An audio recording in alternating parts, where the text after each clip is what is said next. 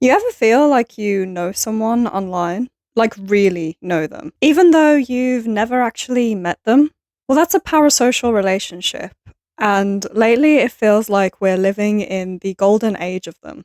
From K-pop fandoms who treat K-pop idols like their emotional lifelines, to online content creators who share every part of their lives with their audience in the name of authenticity. We've reached a point where the line between connection and obsession is becoming very heavily blurred. If you've never seen me before, hi, my name is G, and today I want to talk about why parasocial relationships feel worse now more than ever, and how they've continued to evolve in the era of online fame and K-pop culture. So I want to start off by saying that parasocial relationships are nothing new. People have been forming emotional connections with celebrities as far back as the Beatles, and even with the 2000s era YouTubers back in the day. So parasocial relationships are nothing new.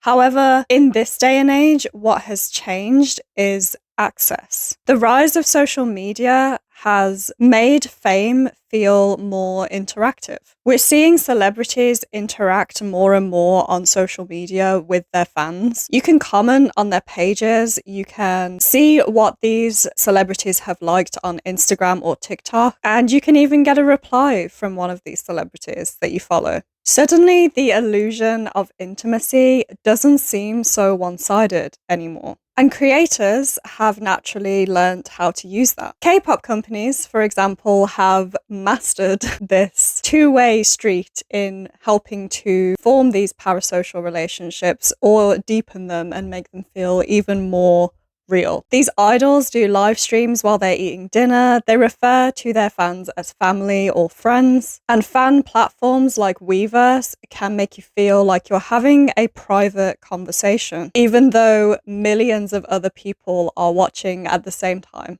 It's essentially a business model built on emotional attachment. And we've seen time and time again that it definitely works. Something that I want every single K-pop fan to understand as fast as possible is the personality that these idols put onto the screen for you are not their real personalities. They're there to increase parasocialism and mask the fact that for them, this is a job, okay? Whether it's at fan calls or fan service, actions at fan meets or Korean broadcast shows or reactions to YouTube music videos, none of those are accurate reflections of the way that they are, right? I mean, if you understand Korean, you can also tell because the way that they speak is very formal and not at all the way that you would talk amongst friends. Like there is a certain way that you talk to a broadcast and it's just so obvious if you know Korean, right? And if you don't understand Korean, you can still kind of get it after you watch for a long time, right?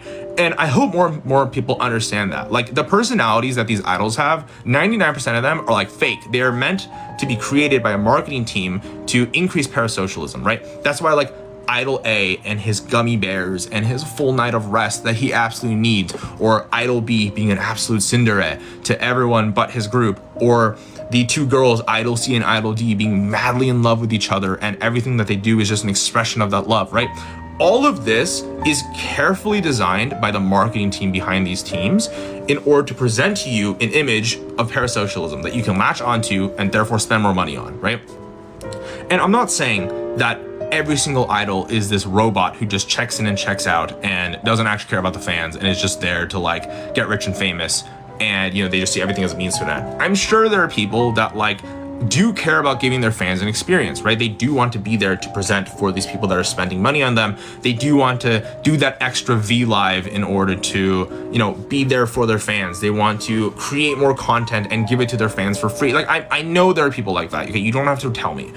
But even with those, I would just highly stress that you understand that more likely than not, what they're doing is they're playing into the image of the idol who cares, right? They're the ones that step above and beyond. And then you can have a healthy mix of them with idols that want to be a little more alone in the way that they act, right? This is all just presentation by the companies, okay?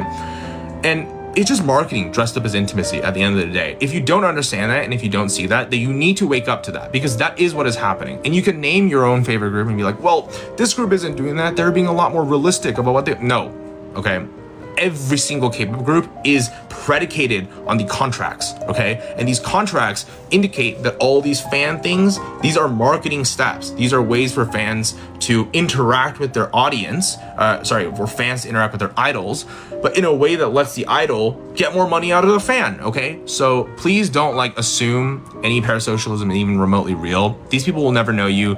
If you want to spend money on them, you can't. I mean, it's your money, do what you want, but just like, please understand, to them it is a job. 100% correct. And I know that there will be people who get annoyed through hearing that, but you have to realize that it's true. At the end of the day, being an idol is their career. That is their job. That is how they make money. And like that guy said, it's not to say that their entire self is manufactured, but you have to realize that some of it 100% will be, in order to try and fuel parasocial relationships, because they know that that's how they're going to profit. That's how they're going to make money. That's how they're going to sell albums, is if their fans feel like they have this really deep personal connection with them. You have to bear in mind that K-pop takes parasocialism to the next level. The industry intentionally constructs these idols with these select personalities, with these select images. Fans don't just love the music, they love the idea of the person who is behind the music.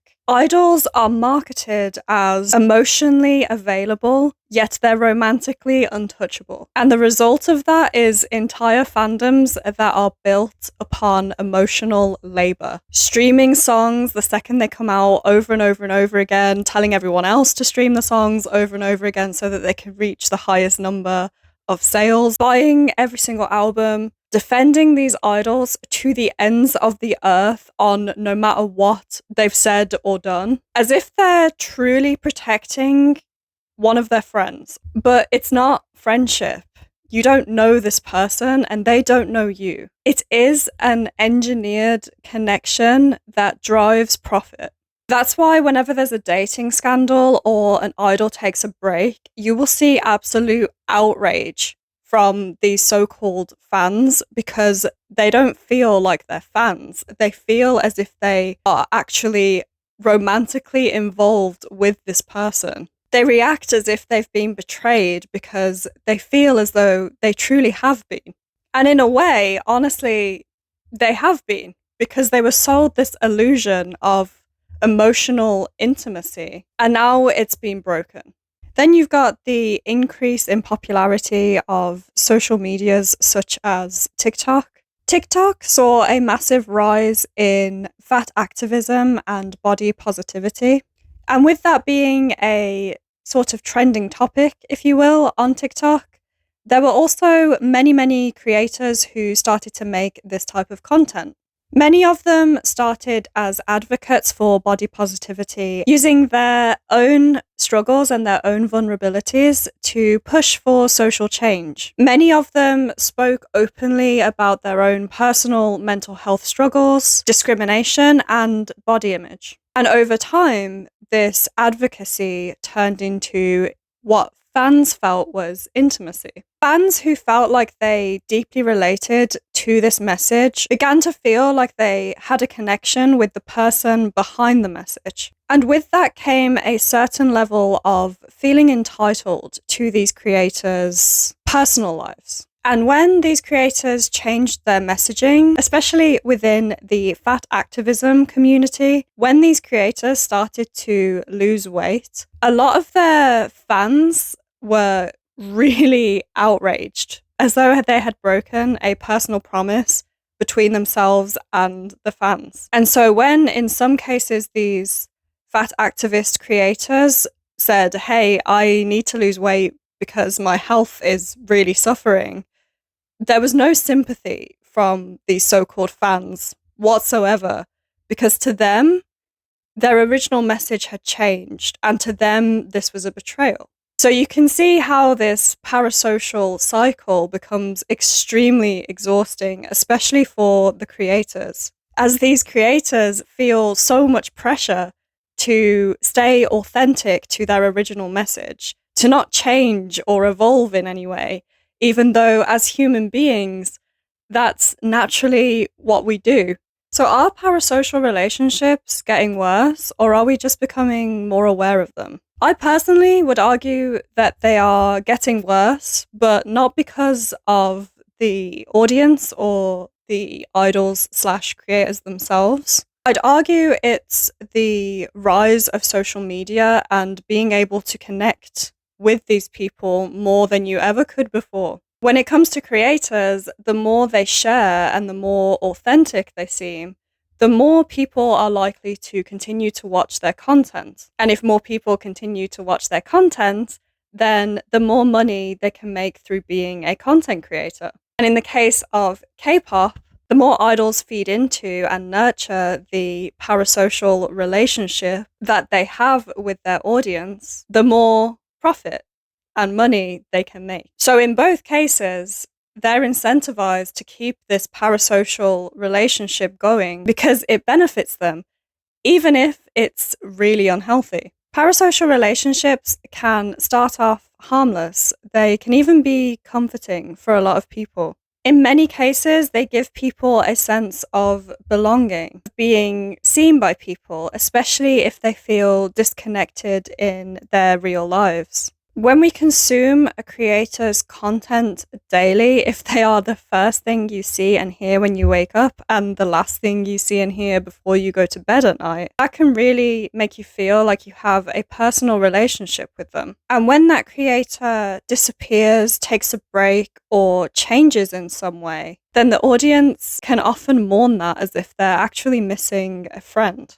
And on the creator side, that emotional toll must bear so heavy. I can't imagine feeling responsible for thousands of people's happiness or being guilt-tripped for needing a little bit of privacy. I think that's why a lot of really popular content creators do feel burnt out and why they have to step away for a bit and take breaks from it.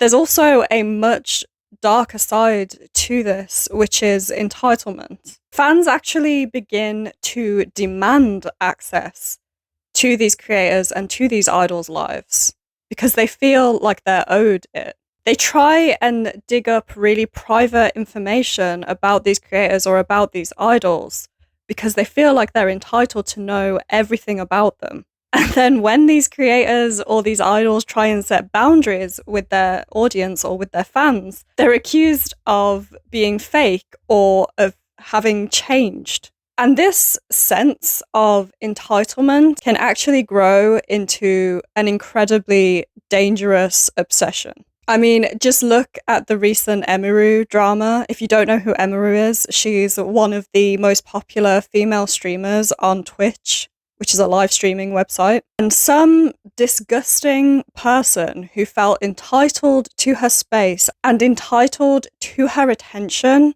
threw himself at her at the most recent TwitchCon event, trying to kiss her.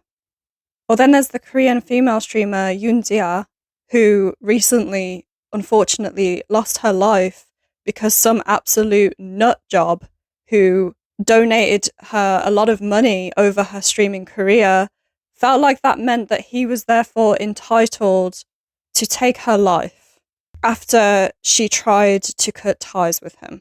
So this just goes to show how truly dangerous parasocial relationships can become. Now, my goal with this video isn't to shame anyone for forming these parasocial relationships with people. At the end of the day, connection is human, and it's completely normal to be inspired by people and to look up to people, or even to feel emotionally attached to these people, even though you've never actually met them. But we do have to be mindful of what kind of relationship it really is, and to remind yourself that if you've never actually met this person and spent time with them in person, you don't really know them. Ask yourself, do I feel personally hurt when this creator stops posting or starts to post about something that doesn't make sense to me anymore?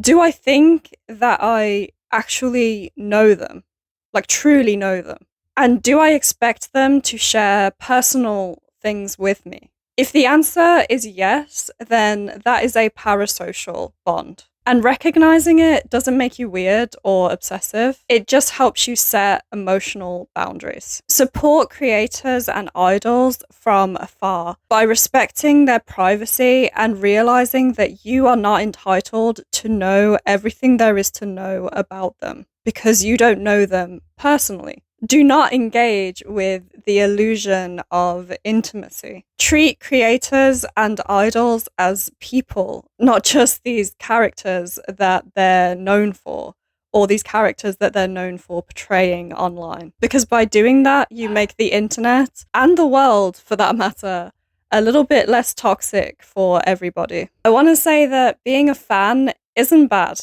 In fact, it's one of the purest forms of joy that the internet still offers people. But somewhere along the way, fandom turned into friendship, and friendship turned into entitlement. So maybe it's time for us to bring back a little bit more distance. Because creators aren't our friends, and idols aren't our partners. They're human beings sharing curated parts of themselves, and they deserve the right to privacy in the same way that every single person on earth deserves a right to privacy. And they deserve the right to exist as more than what we just see on our screens. So next time you feel like you know someone online, just remember that you probably don't.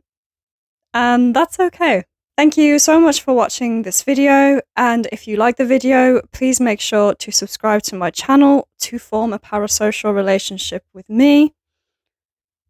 I'm just kidding. Please don't do that. But please do subscribe to my channel, and I will see you in the next video.